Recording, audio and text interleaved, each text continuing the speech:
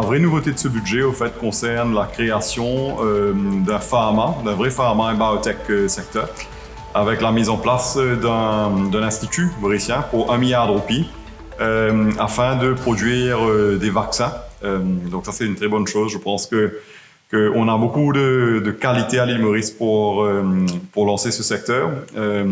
C'était déjà annoncé dans les quelques budgets précédents. Je pense que cette fois-ci, il y a de la matière et donc c'est une très, très belle mesure. Non seulement ce fonds d'1 milliard de roupies, mais aussi la fiscalité réduite à 3%. Donc ça devrait être un élément qui attire les investisseurs étrangers. Pas de TVA, pas de registration duty sur le bâtiment, les warehouses pour faire le côté pharma.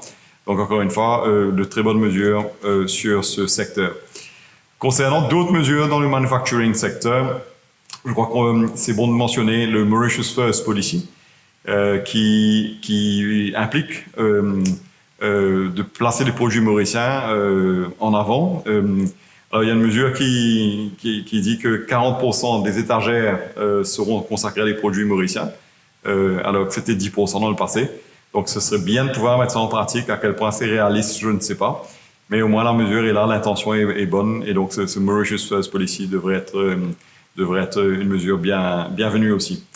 Sinon, c'est bon de voir la continuité du fret, le support sur le fret pour l'exploitation de nos produits. C'est une mesure existante, mais qui a été étendue dans le temps. Donc voilà, je pense qu'au niveau manufacturing, les mesures sont quand même correctes et devraient encourager l'exploitation, qui, n'oublions pas, est beaucoup aidée par la dépréciation de la roupie, ce qui veut dire que pour le même produit exporté en euros, nous recevons plus de roupies, donc c'est un ballon d'oxygène pour tout le secteur manufacturier.